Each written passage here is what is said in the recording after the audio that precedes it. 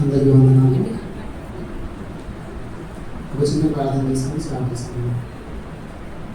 తెలియని దేవ పరిశుద్ధ మాత్రమే పద్మనాభ స్తోత్రాలు స్తోత్రాలు తెలియని వాడని పద్మనాభ స్తోత్రాలయ్యా. ఎన్నికలు మిమ్మల్ని సజీవపరిచిన తెలుగు సంగతి ప్రవేశ చేసే స్తోత్రాలు. పాపంగా చచ్చిన వారిని మేము ఉంటున్న నా తండ్రి, మమ్మల్ని ప్రభావం యొక్క కృప ద్వారా రక్షించిన తండ్రి, మీ రక్షణ మాకు అనుగ్రహించిన తండ్రి, సెలవులు అందించిన తండ్రి, తిరిగి లేచిన ద్వారా మాకు రక్షణ అనుగ్రహించి మా పేరు జీవనానికి రాసిన తండ్రి ప్రభావ మమ్మల్ని పద్ధతి రాజ్యం వలస వచ్చేసిన తండ్రికి పర్వతమైన స్తోత్రాలయ్యా. ఏమి ఇచ్చినా మేము తెచ్చుకున్న తండ్రి పర్వతమైన స్తోత్రాల రక్షణ ప్రభావాన్ని చేతున్న తండ్రి, మా జీవితాంతం కొనసాగించిన తండ్రి పర్వరాజం చేపట్టిన ఉందని ఆదరించిన తండ్రి, అయ్యా ఇంటికి వందలు చేసిన తండ్రి మీకు వాక్యాన్ని ప్రభావ మేము ధ్యానించడానికి తీసుకుంటున్న స్తోత్రాలు మాతో స్తోత్రాలు పాట ద్వారా మీరు మాట్లాడినంత స్తోత్రాలయ్యా. వాక్యాన్ని భోజనంతా విన్న తండ్రి, నా నోటికి మూడు గురువుగా మీరు ఉండిన తండ్రి, కేవలం మీరు మాత్రమే మాట్లాడిన తండ్రి, మా అందరితో మాట్లాడిన తండ్రి, తద్వారా నా తండ్రి మా యొక్క జీవితాన్ని సరిచేయమన్న తండ్రి ప్రభావ ఇంకెవరైతే రావాల్సిన మీద ఒకసారి ప్రభావ సకాలంలో సరైన సమయాన్ని ప్రభావ మీరు సంగతి నడిపించిన తండ్రి, ఈ కార్యక్రమం మాత్రం పేరు ఉండి మీరు మాత్రం నడిపించగలిగి ఏ సృష్టిస్తున్నామని ప్రార్థించుకుంటున్నామో తండ్రి. యాక్చువల్గా వాణి యూనివర్సిటీస్ కంపల్సరీ అంటే నేను కూడా ఎక్కువ ఓకే సరే, నేను ఆల్రెడీ ప్రిపేర్ అయిందాన్ని అందరినీ పంచుకుందాం, దేవుని చూద్దాం, దేవుడు ఇలా మాట్లాడతాము. అయితే యూత్ మనకి చిన్నప్పటి నుంచి ప్రతి ఒక్కరికి కొన్ని హ్యాబిట్స్ ఉంటాయి కదా, ప్రతి ఒక్కరికి ఏముంటే కొన్ని హ్యాబిట్స్ ఉంటాయి కదా. అలవాట్లు అలవాట్లు అనేవి ప్రతి ఒక్కరికి ఉంటాయి, ఏదో ఒక అలవాటు. ఆ అలవాటు ఏ విధంగా అంటే ఎక్కడికి వెళ్తే చెప్పండి, ఒక అలవాటు స్టార్ట్ అయిందంటే ఆ అలవాటు మెల్లమెల్లగా అది మన యొక్క జీవితంలో కలిసిపోతుంది కదా. ఆ జీవితాంతం మనకు అలవాటు కంటిన్యూ అవుతూ ఉంటుంది. అలవాట్లలో కొన్ని మనల్ని సరి అయిన క్రమంలో పెట్టడానికి కొన్ని అలవాట్లు ఉంటాయి. అలాగే కొన్ని అలవాట్లు మన జీవితాన్ని సరి అయిన క్రమంలో కాకుండా చెడు క్రమంలోకి తీసుకువెళ్ళే అలవాట్లు ఉంటాయి కదండి. ప్రతి ఒక్కరికి కొన్ని అలవాట్లు చిన్నప్పటి నుంచి స్టార్ట్ అవుతూ ఉంటాయి. అయితే ఆ అలవాట్లలో కొన్ని అలవాట్లేమో మన జీవితాన్ని సరి అయిన క్రమంలోకి తీసుకెళ్తాయి, కొన్ని అలవాట్లు మన జీవితాన్ని నాశనకరమైన చోటుకి మనల్ని తీసుకెళ్తాయి. ప్రతి ఒక్కరికి కొన్ని అలవాట్లు ఉంటాయి, వింటున్నారా? ప్రతి ఒక్కరికి కొన్ని అలవాట్లు ఉంటాయి. కొన్ని అలవాట్లు మనల్ని మంచి మార్గంలోకి తీసుకెళ్తాయి, కొన్ని అలవాట్లు మనల్ని పాపాలకి లేదంటే నాశనానికి తీసుకెళ్తాయి. మనం అనుకోవచ్చు మన అలవాట్లు చాలా చిన్నవే కదా. కొంతమందికి ఇప్పుడు చిన్నపిల్లల్ని మీ హ్యాబిట్స్ ఏంటి అంటే మనకి సింపుల్గా మనం చెప్పేస్తాం. ఏమని చెప్తాం? సింగింగ్ ఈజ్ మై హ్యాబిట్, లేదంటే playing cricket is my habit కదా. అందరికీ కొన్ని అలవాట్లు ఉంటాయి. అయితే ప్రతి ఒక్కరు మనము దేవుని నమ్ముకున్న పిల్లలుగా, మనం యూత్గా యవనస్తులుగా ఉన్న మనము మన జీవితంలో మనము కొన్ని అలవాట్లను కలిగి ఉండాలి.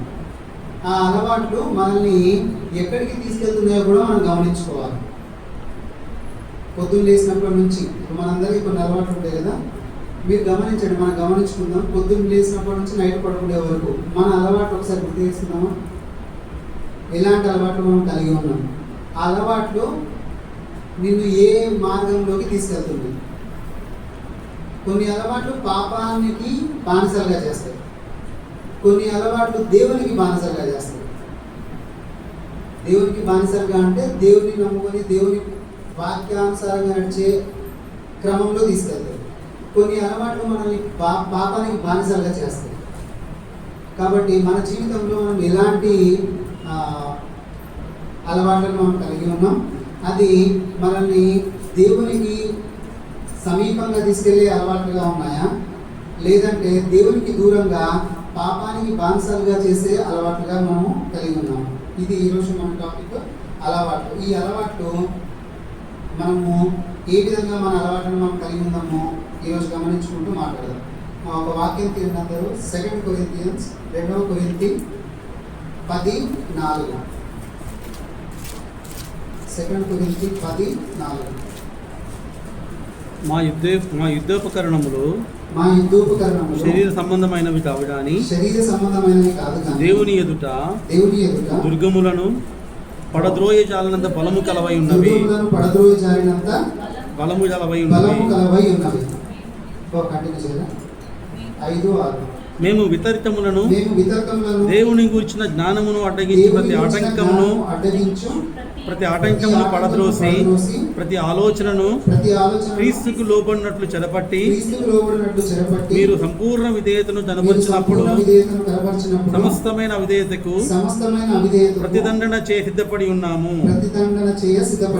ఇక్కడ మీరు 4వ వచనంలో గమనిస్తే మా యుద్ధోపకరణములు శరీర సంబంధమైనవి కావు గాని దేవుని ఎదుట దుర్గములను పడద్రోవ జారినంత బలము కలవై ఉన్నవి. అయితే యుద్ధోపకరణములు అంటే ఎగ్జాంపుల్ మన హ్యాబిట్స్ అంటుంది. యుద్ధోపకరణం అంటే ఇక్కడ ఏముంటాయంటే వాక్యము, నీతి, సత్యము, ఇవన్నీ యుద్ధోపకరణము. మనకి దేవుని వాక్యం ప్రకారంగా ఒక క్షణము మన యుద్ధోపకరణములు మన హ్యాబిట్స్తో లింక్ చేసుకుంటాం, మన అలవాట్లతో లింక్ చేసుకుంటాం. మన అలవాట్లు మన యుద్ధోపకరణం అనుకుంటే, అంటే యుద్ధోపకరణం అంటే వాక్యం ప్రకారంగా వాక్యం చదవడం, అంటే దేవుని వాక్యం శిరస్త్రాణమై ఉంటుంది మనకి. అలాగే విశ్వాసం, లేదంటే ఈ యుద్ధోపకరణం గురించి ఇక్కడ రాసి ఉంటుంది. అవన్నీ మనం పక్కన పెడితే నీతి అను గట్టి, ఓకే, ఇవన్నీ మన యుద్ధోపకరణం. వాటన్నిటిని మనము పక్కన పెట్టేసి కొంచెంసేపు మన అలవాట్లను యుద్ధోపకరణం అంటున్నాం. మన యుద్ధోపకరణములు అంటే మన అలవాట్లు దేవుని ఎదుట ఎలాంటివై ఉండాలంట? దేని పడద్రోయాలంత దేని పడద్రోయాలని శరీర సంబంధమైనవి కావు, దేవుని ఎదుట దుర్గములను పడద్రోయాలంత. అంటే దుర్గములు అంటే మన కష్టాలు కావచ్చు, కన్నీళ్ళు కావచ్చు, ఏవైనా కావచ్చు, ఓకే, మనకు వచ్చే ఆటంకాలు కావచ్చు. ఈ యుద్ధోపకరణంలో ఈ దుర్గములను పడద్రోయ జారినంత శక్తి గలవై ఉండాలంట మన యుద్ధోపకరణం. అంటే మన యొక్క అలవాట్లు శరీర సంబంధమైనవి కాదు, కానీ దేవుని ఎదుట యుద్ధములను పడద్రోయ జారినంత శక్తి గలవై ఉండాలి. అర్థమవుతుందా? మన అలవాట్లు దేని పడద్రోయగలగాలి? దేవుని ఎదుట దుర్గములను పడద్రోయగలగాలి. అంటే కొండల్ని కూడా కింద పడేంత అలవాట్లు మనం కలిగి ఉండాలి. మన అలవాట్లు, మన యుద్ధోపకరణములు శరీర సంబంధమైనవి కావు. మరి మనం ఆలోచించుకుందాము, మన అలవాట్లు రోజు పొద్దున్న లేచి సాయంత్రం వరకు మన అలవాట్లలో ఎన్ని దేవుని ఎదుట మనల్ని బలంగా నిలబెడతాయి, ఎన్ని దేవుని ఎదుట మనల్ని శరీర సంబంధమైన అలవాట్లుగా కలిగి ఉండి దేవునికి దూరం చేస్తుంది. అర్థమవుతుందా? మన అలవాట్లు పొద్దున్న లేస్తే నైట్ వరకు మనం ఏమేమి చేస్తున్నామో మన అలవాట్లలో ఎన్ని దేవుని ఎదుట మనల్ని బలంగా చేస్తున్నాయి, ఎన్ని మనల్ని దేవుని ఎదుట తక్కువగా చేసి పాపానికి దగ్గరగా చేస్తున్నాయి. ఇక్కడ బైబిల్లో ఏమంటుండో మా యుద్ధోపకరణములు శరీర సంబంధమైనవి కావు. మనం క్రైస్తవులుగా మనం ఉన్నప్పుడు మన అలవాట్లు శరీర సంబంధంగా ఉండకూడదు. మనము దేవుని ఎదుట మన అలవాట్లని, మన యుద్ధోపకరణంలో ఎలా ఉండాలంటే కొండల్ని సైతం కింద పడేసేంత శక్తి గలవై ఉండాలి. మనం ఎలాంటి అలవాట్లను కలిగి ఉన్నాం ఒకసారి గుర్తు చేసుకుందాం. పొద్దున్న లేసి నైట్ వరకు మన అలవాట్లు మనం గుర్తు చేసుకుందాం. ఎన్ని మనల్ని దేవుని దగ్గరికి తీసుకెళ్తున్నాయి? బైబిల్ చదువుతున్నామా? ప్రార్థన చేస్తున్నామా? మన అలవాటు గుర్తు చేసుకుందాం. మనం బైబిల్ చదువుతున్నామా? ప్రార్థన చేసుకుంటున్నామా? ప్రతి విషయంలో దేవునికి దగ్గరగా వెళ్తున్నామా? పాత నిబంధనలో ఎంతోమంది రాజులు ఉన్నారు కదండి. రాజుల గ్రంథము, దేవుడు ఎప్పుడైతే రాజుల్ని స్టార్ట్ చేసిండో ఎవరితో స్టార్ట్ అయింది? సౌలుతో స్టార్ట్ అయింది. సౌలుతో స్టార్ట్ అయిన రాజుల యొక్క ఒక ప్రక్రియ ప్రతి యూదుల రాజులు, ఇశ్రాయేలు రాజులు, ప్రతి ఒక్కళ్ళు ఎవరైతే దేవుని ఎదుట బలంగా నిలబడ్డారో, దేవుని చేత వాళ్ళు బాగా రాజులుగా దిగుపడ్డారో వాళ్ళందరూ ప్రతి విషయంలో దేవుని దగ్గరికి వెళ్ళే వాళ్ళంట. దేవుని దగ్గరికి వెళ్ళి వాళ్ళు దేవుని ఎదుట ఫస్ట్ ప్రార్థన చేసి ఒక మాట ఉంటుంది, దానికి ఒక మంచి మాట ఉంటుంది. దేవుని దగ్గరికి వెళ్ళి వాళ్ళు ఏం చేసేవాళ్ళంటే ప్రతి విషయాన్ని దేవుని ఎదుట వాళ్ళు పెట్టేవాళ్ళు.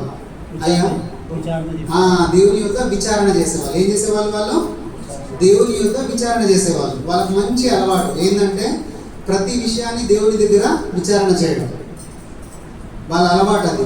ఎంత పెద్ద రాజైనా దావీదు ప్రతి దానికి, అయ్యా నేను యుద్ధానికి వెళ్తున్నా, వెళ్ళాలా వద్దా, వాళ్ళతో కొట్లాడాలి, వాళ్ళ మీదకి కొట్లాడాలి, ఈ టైంలో వెళ్ళాలా వద్దా, ప్రతిదీ వాళ్ళు దేవుని దగ్గరికి వెళ్ళి విచారణ చేసి వెళ్ళేవాళ్ళు. దేవుడు చెప్పేవాళ్ళు, వెళ్ళండి, మీరు వెళ్ళి విజయం సాధిస్తారు, వాళ్ళు వెళ్ళేవాళ్ళు. అయితే మన జీవితంలో మనకి అలవాటు ఉందా? బైబిల్ చదవడం, ప్రార్థన చేయడం, అలాగే ప్రతి విషయంలో దేవుని దగ్గర విచారణ చేయడం. అయ్యా నేను ఇది చదువుకోవాలనుకుంటున్నా, దేవుని యొక్క విచారణ చేయడం. మనకు ఒక అలవాటు కలిగి ఉండాలి. ఏంటంటే మనము జ్వరం వచ్చిన, పిల్లలు వచ్చి మనకు చెప్తారు కదా, జ్వరం వస్తే నేనైతే ఏమని చెప్తానంటే, ఫస్ట్ నాకు చెప్పే వదిలి ఎవరు చెప్పాలా? ఫస్ట్ దేవుడికి చెప్పాలి. ఎవరు చెప్పాలా? దేవుడికి చెప్పాలి. అయ్యా నాకు జ్వరం వచ్చింది తీసేయని ఎవరు చెప్పాలా? ఫస్ట్ దేవుడు చెప్పాలి, నాకు చెప్పొద్దు. నేనేం చేస్తా, హాస్పిటల్ తీసుకుపోతానేమో, టాబ్లెట్లు ఇప్పిస్తానేమో, కానీ తీసేసేది ఎవరు? యేసయ్య. ఎవరు తీయాలనే? ఇది దేవుని యొక్క విచారణ చేయడం. ప్రతిదీ మనం దేవుని యొక్క విచారణ చేయాలి. బైబిల్ చదవడం, ప్రార్థన చేయడం, దేవుని యొక్క విచారణ చేయడం, ఇవి మన యుద్ధోపకరణములు. ఇంకోటి విశ్వాసం. ఏది జరిగినా దేవుని యందు విశ్వాసం ఉండాలి. దావీదు కీర్తన 2వ అధ్యాయం విద్దామా? దావీదు కీర్తన 2వ అధ్యాయం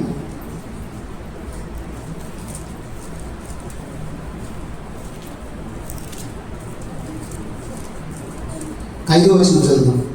ఆయన ఉగ్రుడై వారితో పలుకును. 3వ అధ్యాయం కీర్తన 3:5. యెహోవా నాకు ఆధారము, కావున నేను పండుకొని నిద్రపోయి మేలుకొందును. 10,000 మంది దండెత్తి నా మీదకి వచ్చి మోరించును, నేను భయపడను. చూడండి ఇక్కడ ఏమంటున్నా, ఆయన విశ్వాసం చూడండి. మీరు 10,000 మంది రండి, కానీ నేనేం చేస్తానంట? పండుకొని పొద్దున్న లేస్తా. ఆయన ఏమైనా టెన్షన్ పడుతుండే? ఆయన పైన వచనం చూడండి, 4వ వచనము, ఎలుగెత్తి నేను యెహోవాకు మొరపెట్టుదును, ఆయన పరిశుద్ధ పర్వతం నుండి నాకు ఉత్తరం ఇచ్చును. 2వ వచనం చూస్తే, దేవుని వలన అతనికి రక్షణ ఏమీ దొరకదని నన్ను గురించి చెప్పువారు అనేకులు. అందరు అనుకుంటుండ్రు, వీళ్ళు యేసుక్రీస్తుని అనుకుంటారంట, వీళ్ళ జీవితం మంచిగా అవుతుందంట అని అనేవాళ్ళు చాలా మంది అనుకుంటుండ్రు. 10,000 మంది నా మీదకి వస్తుండ్రు, కానీ నేను దేవుని నమ్ముకున్నా. ఏం చేస్తాడంటే ఆయన పండుకొని నిద్రపోతా, పొద్దున్న లేస్తా. ఎందుకు? 5వ వచనంలో ఏమంటుంది? 4వ వచనంలో, యెహోవా తన పరిశుద్ధాలయం నుండి నాకు ఉత్తరం ఇచ్చును. నేను ప్రార్థన చేస్తా, నేను ఎలుగెత్తి మొరపెట్టినప్పుడు యెహోవా నాకు ఉత్తరం ఇస్తాడు. చాలు. ఆ విశ్వాసం చూడండి. విశ్వాసం నాకుంది. 10,000 మంది పై వచ్చి నా మీద పడ్డా ఏమీ అవ్వదు, నేను పండుకొని లేచి పొద్దున్నే మంచిగా ఉంటా అని టెన్షన్ లేదు. రేపు 10,000 మంది నీ మీదకి వస్తుంటాయంట అంటే కూడా ఈ రోజు నైట్ ఆయన మంచిగా పడుకుంటాడు. ఎందుకు పడుకుంటాడు? ఒక విశ్వాసం లోపల. నా దేవుడికి నేను ప్రార్థన చేస్తే, అక్కడ ఏమనుంది? నేను ఎలుగెత్తి దేవునికి ప్రార్థన చేసినప్పుడు, మొరపెట్టినప్పుడు ఆయన పరిశుద్ధాలయం నుండి నాకు ఉత్తరం ఇచ్చాడు. ఈ విశ్వాసం అందరికీ ఉండాలి, మనందరికీ. రేపు ఎగ్జామ్ రిజల్ట్ వస్తున్నాయి, ఈరోజు హాయిగా పడుకోవాలి, భయపడద్దు, టెన్షన్ పడద్దు. నువ్వేం చేయాలా? యెహోవాకు ప్రార్థన చేయాలి. ఏం చేయాలా? ప్రార్థన చేయాలా, విశ్వాసం ఉంచుకోవాలా, పడుకోవాలా హాయిగా. క్రైస్తవులు అనే వాళ్ళు టెన్షన్ లేని ప్రజలు, టెన్షన్ ఉండని ప్రజలు వాళ్ళు. ఎందుకు? దేవుడు ఏమంటుండో మత్తయి సువార్త 5వ అధ్యాయం 31లో ఏమంటుండ? అక్కడ మీరు ఈ పక్షులను చూడండి, ఈ యొక్క కాకులను చూడండి, వాటికి రోజు అన్నం కావాలని ఏడుస్తున్నాయి. అవి తీసామా? మత్తయి 5వ అధ్యాయం,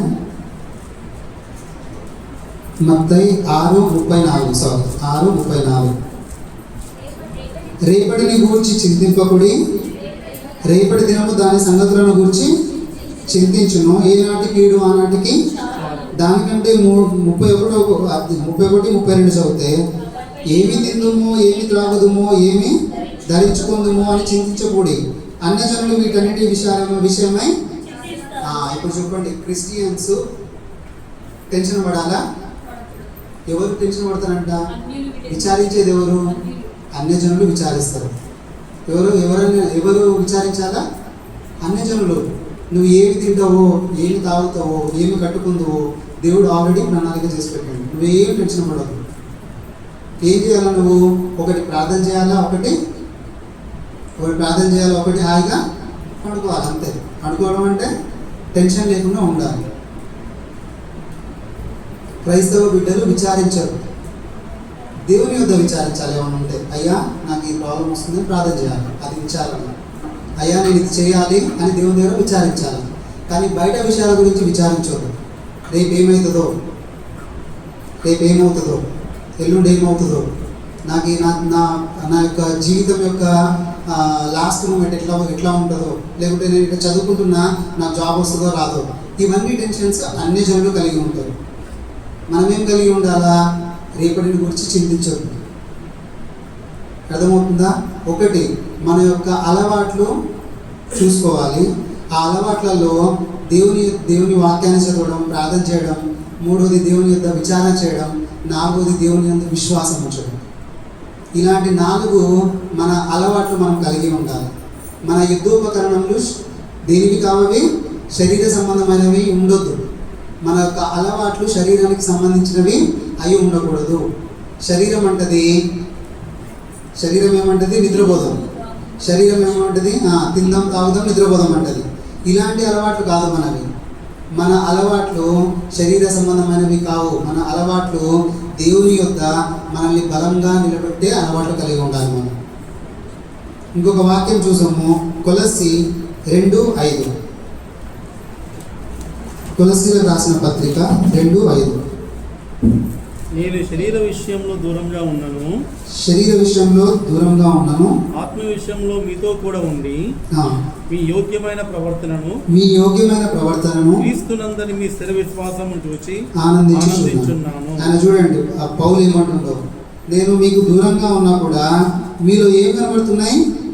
మీ యోగ్యమైన ప్రవర్తన. రెండోది ఏం కనబడుతుంది ఆయనకి? స్థిర విశ్వాసం. క్రీస్తునందు మీ యొక్క స్థిర విశ్వాసం. ఒకటి మన యోగ్య ప్రవర్తన కనబడాలా, ఇంకోటి స్థిర విశ్వాసం. ఇది పౌలు చూసినప్పుడే సంతోషపడుతుందంటే దేవుడు ఒకవేళ మనలో చూస్తే దేవుడు ఎంత సంతోషపడతాడు? పౌలు కొలస్సీలతో అంటుండు, అయ్యా నేను మీకు దూరంగా ఉన్నా కానీ మీ యొక్క యోగ్య ప్రవర్తన బాగా కనబడుతుంది, అలాగే మీ యొక్క స్థిర విశ్వాసము బాగా కనబడుతుంది. ఆ రెండింటిని బట్టి నేను సంతోషిస్తున్నాను రాస్తున్నాడు పౌలు. కాబట్టి దేవుడు ఒకవేళ మనల్ని చూస్తే, మనల్ని కూడా దేవుడు చూసినప్పుడు ఈ రెండు మన యందు ఉంటే, ఇలాంటి అలవాట్లు మన దగ్గర ఉంటే దేవుడు ఎంత సంతోషపడతాడు? ఒకటి స్థిర విశ్వాసం, ఇంకోటి యోగ్య ప్రవర్తన. మన యొక్క అలవాట్లు మన యొక్క ప్రవర్తనని యోగ్యంగా చేయాలి. బైబిల్లో ఒక మాట ఉంది కదా, యవనస్తులారా మీ యవనమును బట్టి వేరే వాళ్ళు మిమ్మల్ని చూసి తృణీకరించకుండా చూసుకోవాలని ఉంది బైబిల్లో. యవనస్తులారా మీ యొక్క యవనాన్ని బట్టి వేరే వాళ్ళు, అన్యులు కానీ బయట వాళ్ళు మీ యొక్క యవనాన్ని బట్టి తృణీకరించవద్దు. ఈయన యంగ్ ఉన్నాడు, యూత్, యవనస్తుడు, మంచి అలవాట్లు ఉన్నాయని నేను దగ్గరికి చేర్చుకోవాలి.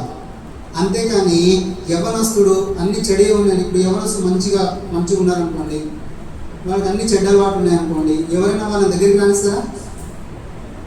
మన యోగ్య ప్రవర్తన దేవునికి కనబడాలి. మనం యవనస్తులుగా ఉన్నప్పుడు మన యోగ్య ప్రవర్తన దేవునికి కనబడాలి. పౌలు చూసి అంటుండు, మీ యొక్క యోగ్య ప్రవర్తన, మీ యొక్క స్థిర విశ్వాసం నాకు సంతోషం కలిగజేస్తుంది. మరి దేవుడు మనం యవనస్తులుగా ఉన్నప్పుడు మన యోగ్య ప్రవర్తన దేవుడు పైనుంచి చూసినప్పుడు దేవుడు ఎంత సంతోషపడతాడు?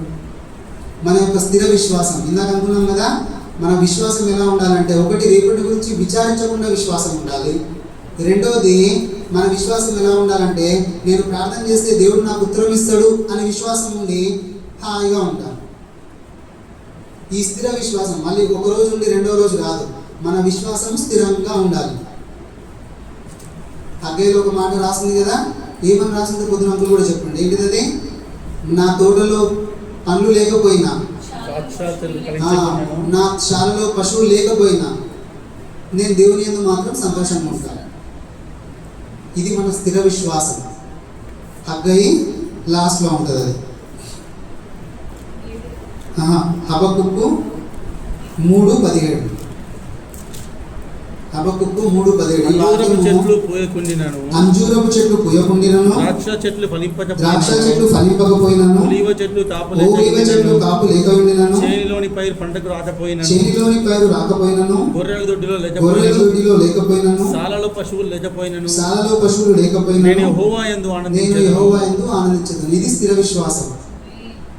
ఏంటిది? ఇది స్థిర విశ్వాసం. నాకున్నా లేకున్నా నేను సంతోషిస్తా దేవుని యందు. ఒక మనిషి దేన్ని బట్టి సంతోషించాలంటే మనం దేవుని పిల్లలుగా ఉన్నందుకు సంతోషపడాలి. మనకు దేవుడు, మన యెహోవా దేవుడు, మన యేసే మనకు దేవుడుగా ఉన్నందుకు మనం సంతోషపడాలి. దేన్ని బట్టి కాదు, దాన్ని బట్టి మనం సంతోషంగా ఉండాలి. మన ఇంట్లో ఏమి లేకపోయినా కానీ దేవుడు అట్లా ఉంచుతాడా? ఏమి లేకుండా ఉంచుతాడా? యోగు అంటున్నాడు, నాకు అన్ని పోయినాయి అయినా కూడా దేవుని బట్టి సంతోషిస్తా అంటే దేవుడు ఏమంటున్నాడు? బాబు నువ్వు అట్లా ఉండడం నాకు ఇష్టం లేదయ్యా, ఇదిగో 4 గంటల ఆశీర్వాదం తీసుకున్నాను, దేవుడు ఆశీర్వాదం ఇచ్చాడు. దేవుడు మనల్ని అట్లా ఉంచుతాడా? ఏమి లేకపోయినా సంతోషించు. సమృద్ధి చేసేవాడు ఎవరు? దేవుడు. ఏరియా వచ్చి అమ్మ అనేది ఏరియా మనం ఉందా అంటే, ఏం లేదయ్యా నేను మా కొడుకు చనిపోవాలనుకుంటున్నాం, ఇదిగో ఈ రొట్టెలు ఉన్నాయి, ఇచ్చేయమ్మా అని అన్నట్టే ఇచ్చేసింది ఆమెకున్న ఇచ్చేసింది. దైవజనుడు కదా అని దేవుడు ఆమెను ఖాళీగా ఉంచిందా? ఆ 3 సంవత్సరాలు ఏం కాకుండా ఆమెని సంతోషంగా ఉంచాడు, వాళ్ళ కొడుకుని ఆమె. ఒకవేళ ఆమె సంతోషంగా ఇవ్వకుంటే ఆ రోజే చనిపోయేది తినేసి వాళ్ళ కొడుకు ఆమె. కానీ దేవుని ఎందుకు సంతోషించింది? దైవజనుడు వచ్చిండు, నేను ఇచ్చేస్తున్నా సంతోషం. దేవుడు ఏం చేసిండు? నువ్వు సంతోషపడ్డావు కదా, ఇదిగో ఈ ఇల్లంతా నూనెతో నిండుతుంది, కుండలన్నీ 3 సంవత్సరాలు నీకు ఏం ప్రాబ్లం లేకుండా దేవుడు చూసిండు ఆమె. కాబట్టి మన ఇంట్లో ఏమున్నా ఏం లేకపోయినా మన జీవితంలో స్థిర విశ్వాసం ఉండాలి. ఏముండాలా? యోగ్యమైన ప్రవర్తన, స్థిర విశ్వాసం. ఇవి మనకు అలవాట్లుగా ఉండాలి. అలవాటు అది. విశ్వాసం అనేది అలవాటుగా చేసుకోవాలి. ప్రతిరోజు ఆ విశ్వాసాన్ని కంటిన్యూ చేయాలి. ఏది జరిగినా జరగకుండా విశ్వాసాన్ని కంటిన్యూ చేసుకుంటూ వెళ్ళాలి. అది మనకు ఒక అలవాటుగా మారాలి. బైబిల్ చదవడం ఎవరో చెప్తే చదవడం కాదు, ఒక అలవాటుగా ఉండాలి. నెక్స్ట్ వీక్ ఎంతమంది బైబిల్ చదివారో చేతులు చెప్పండి అని అంటే అడుగుతారు కదా అని చదవద్దు, రోజు చదవాలి. అది అలవాటుగా మారిపోవాలి. మనకి విశ్వాసం, అమ్మ ఈరోజు ఏం లేదు అయినా విశ్వాసం కంటిన్యూ చేయాలి. అది విశ్వాసంగా ఉండాలి. మన అలవాటు ఎలా ఉండాలంటే ఇవన్నిటిని మనం చేసుకుంటూ ఒక అలవాటుగా మార్చుకొని ఆ అలవాట్లు మనకు యుద్ధోపకరణలుగా మారాలి. అవి దేవుని ముందు బాగా కనబడాలి.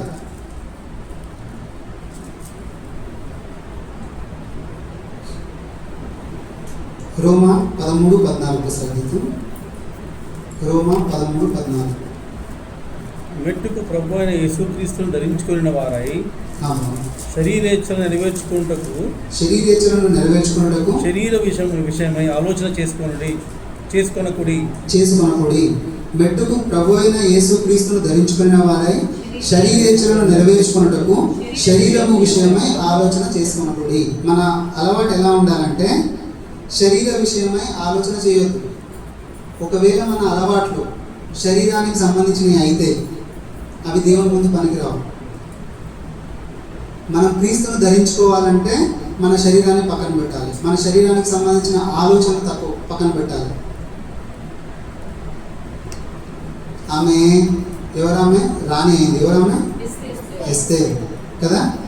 ఆమె శరీరానికి సంబంధించి ఏమైనా ఆలోచించిందా?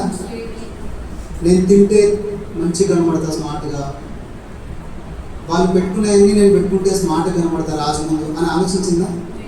ఆమె శరీరం గురించి ఆలోచించింది ఏమన్నా? ఆమె శరీరం గురించి ఆలోచించలే. క్రీస్తును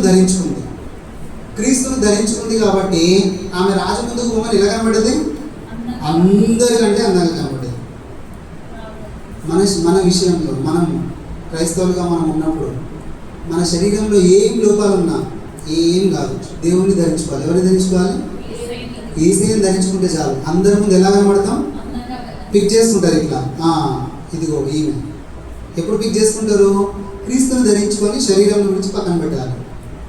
ఆమె ఒకవేళ నేను కూడా అన్నీ వేసుకొని అక్కడ నిలబడతానంటే ఆమె పిక్ అయ్యేది కాదు, రాణిలాగా సెలెక్ట్ అయ్యేది కాదు. దేవుడు మన ముందు ఒక ఎగ్జాంపుల్ పెట్టిండు. ఏమని? ఇదిగో ఈమె శరీరాన్ని ఆలోచించలే, క్రీస్తుని ధరించుకుంది చాలు. అని మనకు ఎగ్జాంపుల్ పెట్టండి దేవుడు మనకి. ఈ వాక్యాలన్నీ దేని గురించి అంట? మనకి దృష్టాంతములుగా ఉంచడానికి, మనకి చెప్పడానికి, దేవుడు బోధించడానికి, మనం అర్థం చేసుకోవడానికి, దేవుడితో మనం ఎలా ఉండాలో అర్థం చేసుకోవడానికి.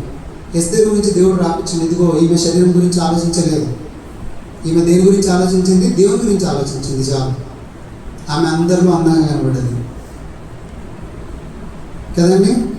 దావీదు కూడా వాళ్ళ అన్నలాగా రాజుల ముందుకు వెళ్ళి పనిచేయలేదు. ఆయన ఉన్న ప్లేస్లో దేవుని ఆరాధించండు, దేవుడు ఆయనని సెలెక్ట్ చేసుకున్నాడు. పశువుల శాలలోనే దేవుని ఆరాధించండు, ఆయనని పశువుల కాపరిలాగానే దేవుని ఆరాధించండు, ఆయన దేవుడు పిక్ చేసుకున్నాడు. మన అలవాట్లు శరీరానికి సంబంధించినవి ఉండకూడదు. శరీరానికి సంబంధించిన ఆలోచనలు మన అలవాట్లుగా ఉండొద్దు. ఒకవేళ అలాంటి అలవాట్లు మనకు ఉంటే వాటిని పక్కన పెట్టాలి. మనం దేవుని ధరించుకోలేం. ఇంకా అందరి ముందు నేను మంచి కనబడాలి, ఓకే, ఇలాంటి శరీరానికి సంబంధించిన ఏ ఆలోచన మనకు ఉండదు. మరి ఎలా ఉండాలి? 10 మంది ముందు ఎలా ఉండాలి? తగు మాత్రముగా. దేవుడు అనలేదు నువ్వు చింపిరి బట్టలు వేసుకొని పోమ్మా అంటే దేవుడు మంచిగా ఉండాలి, కానీ తగు మాత్రము, అందరికీ మంచి కనబడేలాగా ఉండాలి. యోగ్య ప్రవర్తన. దేవుడు ఆయన ఏమన్నాడు కొలస్సీలకు రాసిన పత్రికలో? మీ యోగ్య ప్రవర్తన నన్ను సంతోషపెట్టింది, మీ స్థిర విశ్వాసం నన్ను సంతోషపెట్టింది అని పౌలు మాట్లాడుతాము. మరి మనము మన యొక్క జీవితంలో మన అలవాట్లు దేవుని ముందు మంచి కనబడేలాగా ఉన్నాయా? యుద్ధోపకరణంలాగా మన అలవాట్లు మనల్ని దేవునికి దూరంగా చేసే అలవాట్లుగా ఉన్నాయా? మన అలవాట్లు మన విశ్వాసాన్ని పెంచేలాగా ఉన్నాయా? మన విశ్వాసాన్ని కూల్చేలాగా ఉన్నాయా? మన అలవాట్లు దేవునికి దగ్గరగా తీసుకుపోయే అలవాట్లు ఉన్నాయా? దేవునికి దూరంగా తీసుకుపోయే అలవాట్లు ఉన్నాయా? ఒకటి చెప్పండి, 10th క్లాస్ రాసే పిల్లలు ఉన్నారు, 10th క్లాస్ చదివే పిల్లలు ఉన్నారనుకోండి, లేదంటే ఏదైనా సరే మనం చదువుకునే బిడ్డలు, చదివే బిడ్డలు చదువుతున్నప్పుడు వాళ్ళ అలవాట్లను చూస్తే మనకు అర్థమైపోతుంది కదా, వాళ్ళు ఎక్కడికి వెళ్తారు అనేది మనకు అర్థమవుతుంది. అంటే వాళ్ళ అలవాట్లను చూసి మనం చెప్పేయచ్చు, ఈ అబ్బాయి కొద్దిగా ఇక్కడ వరకు వెళ్ళవచ్చు, అంటే మంచి డిస్ట్రిక్షన్లో పాస్ అవ్వాలి, ఎందుకంటే తన అలవాట్లు చూస్తే మనకు అర్థమైపోతుంది కదండి. అలాగే మన అలవాట్లు దేవుని ముందు ఎలా ఉన్నాయి? రోజుకు ఒక స్టెప్ దేవుని దగ్గరికి వెళ్ళేవిగా ఉండాలి మన అలవాట్లు. క్రైస్తవ జీవితం అంటే రోజు రోజుకి పెంచుకుంటూ వెళ్ళాలి, రోజు రోజు ఆచరణలో ఉండాలి మన క్రైస్తవ జీవితం. దేవునికి దగ్గరికి తీసుకుపోయే అలవాట్లు ఉండాలి మనకి దేవునికి దూరంగా తీసుకుపోయే అలవాట్లు కాదు. ఒకరోజు బైబిల్ చదివాం అనుకోండి, 2 రోజులు బైబిల్ చదువుకున్నాం అనుకోండి, దేవునికి దగ్గరికి వెళ్తున్నాం. 3 రోజు బైబిల్ చదవాలి, 4 రోజు చదవలే, 10 రోజులు చదవలేదు. ఎక్కడికి వెళ్తున్నాం మనం? ఆలోచించుకోవాలి మనం. నా అలవాట్లు దేవునికి దగ్గరికి తీసుకెళ్తున్నాయా, దూరంగా తీసుకెళ్తున్నాయా? రోజు ప్రార్థన చేసుకుంటున్నాం, గుడ్. నీ అలవాట్లు దేవుని దగ్గరికి తీసుకెళ్తున్నాయి. మనం రోజు చదువుకోవట్లేదు, మనకు వచ్చే అలా ఆలోచన, ఈరోజు అంతటా నేను ఒక్కసారి ప్రార్థన చేసినా అంటే నా అలవాట్లు దేవునికి దూరంగా తీసుకెళ్తున్నాయి, దగ్గరికి తీసుకెళ్ళట్లేదు. దేవునికి దూరంగా ఉండి మనం ఏమీ చేయలేదు. బైబిల్లో ఉంది కదా, దేవునికి దూరంగా ఉండి మీరు ఏమీ చేయలేదు. మనం ఏమైనా చేయాలంటే దేవుని సహాయం ఉండాలి. దేవుని సహాయం ఉండాలంటే మనం దేవునికి దగ్గరగా ఉండాలి. ఈ లోకంలో ఏ సహాయం వద్దనుకోండి, అట్లీస్ట్ పరలోక రాజ్యం వెళ్ళాలంటే దేవుడు ఉండాలి కదా. ఎన్ని సంపాదించుకొని ఏం లాభం పరలోక రాజ్యం వెళ్ళకుంటే? ఒకడు అన్ని సంపాదించుకొని తన ప్రాణాన్ని పోగొట్టుకుంటే, తన ఆత్మను పోగొట్టుకుంటే ఏం లాభం? వ్యర్థమే కదా. ఇన్ని రోజులు మనం క్రైస్తవులుగా ఉండి పరలోక రాజ్యానికి వెళ్ళకుంటే వేస్టే కదా. కాబట్టి మన జీవితంలో స్థిర విశ్వాసము, అలాగే మన అలవాట్లు, ఆ అలవాట్లలో స్థిర విశ్వాసము, యోగ్యమైన ప్రవర్తన, ఇవి మనల్ని దేవునికి దగ్గరగా తీసుకెళ్లేలాగా ఉండాలి. దేవునికి దూరంగా మన అలవాట్లు ఉండకూడదు. సో ఈరోజు మనం ఆలోచించుకుందాము, మన జీవితంలో మనం ఎలాంటి అలవాట్లు కలిగి ఉన్నాం. బైబిల్ చదివే అలవాటు ఉందా? ప్రార్థన చేసే అలవాటు ఉందా? ప్రతిరోజు విశ్వాసం ఉంచే అలవాటు ఉందా? దేవుని యొద్ద విచారణ చేసే అలవాటు ఉందా? ఏది చేసినా దేవుని యొద్ద విచారణ చేసే అలవాటు ఉందా? ఈ అలవాట్లు మనల్ని దేవుని ముందు బలంగా నిలబెడతాయి, దేవునికి దూరంగా తీసుకపో. ఒకవేళ దేవునికి దూరంగా తీసుకుపోయే అలవాట్లు మన దగ్గర ఉంటే, అవి శరీరానికి సంబంధించిన ఆలోచనలు అయితే వాటిని దూరం చేసుకోవాలి. ఒకవేళ శరీరానికి సంబంధించినవి అయితే మనం ఎక్కడికి వెళ్తున్నామో? దేవునికి దూరంగా వెళ్తున్నాం.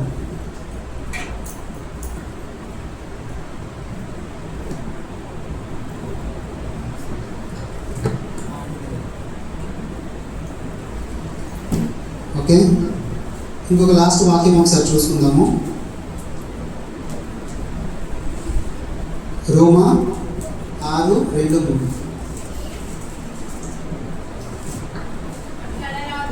అట్లనరాదు, పాపము విషయమై చనిపోయిన మనము ఇక మీదట ఎలాగూ దానిలో జీవించదము.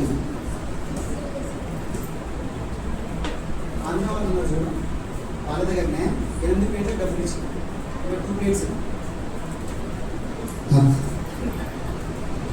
వినండి,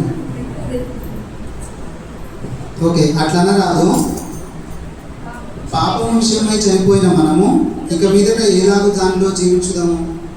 అందరం బాప్తిజం తీసుకున్నాం కదా, అందరం బాప్తిజం తీసుకున్నాం. మనం దేంట్లో చనిపోయినాం? ఆల్రెడీ దేంట్లో చనిపోయినామంట?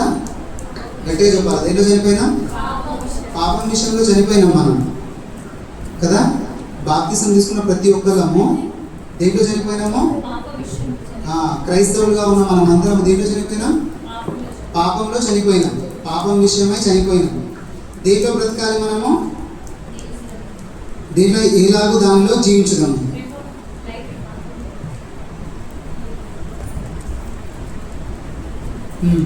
ఆలోచించండి, మనం పాపం విషయంలో ఆల్రెడీ మరణించినాము, దానిలో ఇంకా మనము జీవించొద్దు.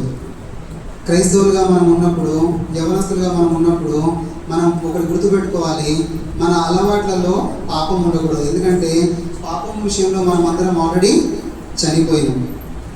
సరే ఓకే, ముగించుకుందాం. మనము ఒకసారి ఈరోజు మాటల్ని మనం గుర్తు చేసుకుందాం. ఒకటి, మన యొక్క యుద్ధోపకరణములు దేవుని యొద్ద బలము కలవై ఉండాలి.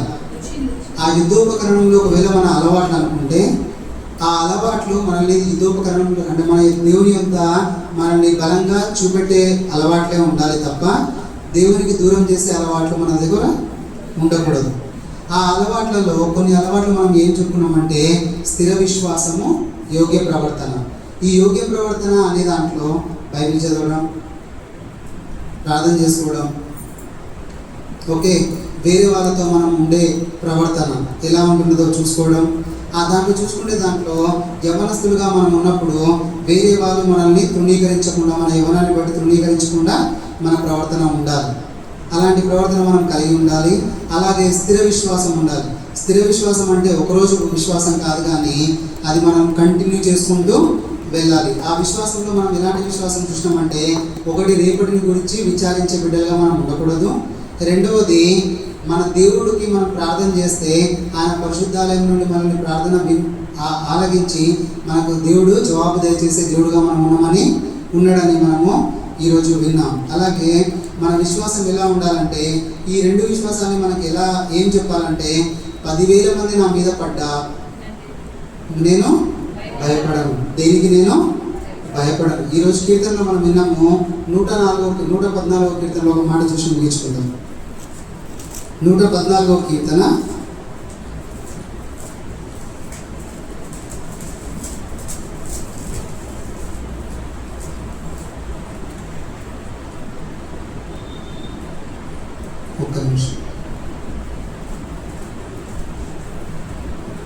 115వ కీర్తన 2వ వచనం ఒకసారి చదువుతున్నాం. వారి దేవుడేడి అని అన్యజనులు ఎందుకు చెప్పుకుందరు? మా దేవుడు ఆకాశమందున్నాడు, తనకిచ్చ వచ్చినట్లుగా సమస్తమును ఆయన చేయుచున్నాడు. చూడండి మాట ఎలా ఉన్నాడు. దేవుడు ఎక్కడ ఉన్నాడు? ఆకాశం ఉన్నాడు. మా దేవుడు ఎక్కడ ఉన్నాడు? ఆకాశం ఉన్నాడు. సమస్తమును ఆయనకి ఇచ్చ వచ్చినట్లుగా చేస్తున్నాడు. ఆయనకి ఇష్టం వచ్చినట్లు ఆయన చేస్తా ఉన్నాడు. మన జీవితంలో దేవుడు తనకి ఇష్టం వచ్చినట్లు చేయడం అంటే మనల్ని తీసుకుపోయి ఒక పెంట కుప్పలో వేయడు. దేవునికి ఇష్టం వచ్చినట్లు మన జీవితాన్ని చేస్తాడు. అంటే ఒక చిన్న ఎగ్జాంపుల్ మనం ఇప్పుడు చాలాసార్లు వింటాము. ఆ బావ నాకు చెప్పింది, నేను ఎప్పుడు అది పిల్లలకి చెప్తా ఉంటే సండే స్కూల్లో కూడా, మనకి ఒక మంచి తయారు చేసే అంటే ఒక కేక్ తయారు చేసే ఒక మనిషి, ఒక కేక్ తయారు చేయని ఒక మనిషి ఇద్దరు ఉన్నారనుకోండి. అన్నీ తీసుకుపోయి ఐటమ్స్ అన్నీ తీసుకుపోయి ఇద్దరికి ఇచ్చినాం. ఒక ఆయననేమో మంచి కేక్ తయారు చేస్తాడు, ఇంకొక ఆయన కేక్ చేయడం రాదు. మన కేక్ కావాల్సిన అన్ని పదార్థాలు తీసుకుపోయి మనం ఇద్దరికి ఇచ్చినాం. ఎవరు బాగా చేస్తారు? కేక్ని మంచిగా తయారు చేసి వచ్చిన ఆయన చేస్తాడా? ఆయనకి ఇస్తే ఆయన ఏదో ఒకటి చేసి ఆయన ఇస్తాడు. ఎవరికి బాగా చేస్తాడు? ఎవరికైతే చేయడానికి వస్తుందో వాళ్ళే బాగా చేస్తారు కదా. దేవుడు మనకి ఇచ్చవచ్చిన దేవుడు పైన ఉండి మన జీవితాన్ని ఇష్టం వచ్చినట్లు చేస్తున్నాడు. ఇష్టం వచ్చినట్లు అంటే మన జీవితాన్ని పరిమళ వాసనగా చేస్తాడు తప్ప గలీజ్గా చేయడు కదండి. దేవుడు ఒక మంచి క్రియేటర్ ఆయన చేతిలో మన అలవాట్లను పెడితే, ఆయన చేతిలో మన జీవితాన్ని పెడితే, ఆయన ఏదో గలీజ్గా చేసి చూడడానికి గలీజ్గా, తినడానికి గలీజ్గా చేయడు. ఆయన చూస్తే మంచిగా ఉండాలి, ఎవరైనా నీ దగ్గరకు వస్తే వాసన రావాలి, అలా చేస్తాడు దేవుడు. మన దేవుడు పైన ఉన్నాడు. అందరూ అనుకుంటున్నారంట అన్యజనులు ఏదో అలరి రేపుచున్నారు, వాళ్ళ దేవుడు ఏడి అని వాళ్ళు అడుగుతున్నారంట. కానీ ఆయన అంటుండు, మా దేవుడు ఆకాశంలో ఉన్నాడు, ఆయనకి ఇచ్చవచ్చినట్లుగా ఆయన చేస్తున్నాడు. మన జీవితంలో మన జీవితాన్ని దేవుడికి ఇస్తే ఆయనకి ఇష్టం వచ్చినట్లు చేస్తాడు. ఇష్టం వచ్చినట్లు అంటే ఎక్కడ మంచి కాయ ఉండాలో అక్కడే పెడతాడు కదా. చూడడానికి బాగుండాలి, చెరీస్ పైన ఉండాలి, క్రీమ్ ఎంత వేయాలో అంతే వేస్తాడు, తినగానే టేస్ట్ ఉంటుంది. మన జీవితాన్ని చూసిన వాళ్ళందరూ అదిగో దేవుడు ఎంత బాగా చేసిండో అని ఇలా ఉంటుంది మన జీవితం. మన అలవాట్లు మన జీవితం ఆయన చేతిలో పెడితే కదండి. ఎవరన్నా అనుకుంటామా దేవుడి చేతిలో పెడితే పోతుందని? ఇక్కడ వేరే ఆయన ఉన్నాడు. మన జీవితానికి మన అలవాట్లు, మన జీవితము, మన అలవాట్లు మొత్తం ఆయన చేతిలో పెట్టామనుకోండి, వాడు తీసుకెళ్తాడు ఎక్కడికి? నాశనానికి కదా. కాబట్టి మన జీవితంలో మన అలవాట్లు దేవునికి ఇష్టం వచ్చేలా ఉండాలి. అలాగే మన జీవితాన్ని దేవుడికి అప్పగిస్తే ఆయనకి ఇష్టం వచ్చినట్టు ఆయన మన జీవితాన్ని చేస్తాడు. కాబట్టి మన అలవాట్లు ఈరోజు ఆలోచించుకుందాము. పొద్దున్న లేస్తే నైట్ వరకు మనం ఏమేమి అలవాట్లు చేస్తున్నాము. ఓకే, నాకు ఇది అలవాటు అంటాం కదా. చాయ్ తాగడం అలవాటు, అన్నం తినడం అలవాటు, లేకుంటే పొద్దున్న లేవగానే ఇది చేయడం అలవాటు. మరి అలాంటి అలవాట్లలో మనకు దేవునికి సంబంధించిన అలవాట్లు ఎన్ని ఉన్నాయి? దేవునికి దగ్గరికి తీసుకుపోయే అలవాట్లు ఎన్ని ఉన్నాయి? దేవుని యొక్క మనల్ని బలంగా నిలబెట్టే అలవాట్లు ఎన్ని ఉన్నాయి? మన యొక్క యోగ్య ప్రవర్తన దేవుని ముందు చూపెట్టే అలవాట్లు ఎన్ని ఉన్నాయి? మన విశ్వాసాన్ని స్థిరంగా చేసే అలవాట్లు ఏమున్నాయి మన దగ్గర? మనం ఆలోచించుకుందాం. మన అలవాట్లను దేవునికి దగ్గరగా తీసుకెళ్తాం. రోజు ఆలోచించుకుందాం, నాకు ఎలాంటి అలవాట్లు ఉన్నాయి. ఆ అలవాట్లు మెల్లమెల్ల మన జీవితంలో అవి వెళ్ళిపోతూ ఉంటాయి. అలా రోజు డేస్ గడిచిపోతాయి. కాబట్టి మన అలవాట్లను జాగ్రత్తగా మనము చూసుకుందాం. ఒకవేళ మన అలవాట్లు దేవునికి దూరంగా ఉంటే దగ్గరగా చేసుకుందాం. దేవుడి వాక్యం సంరక్షణ బాగా ఎవరు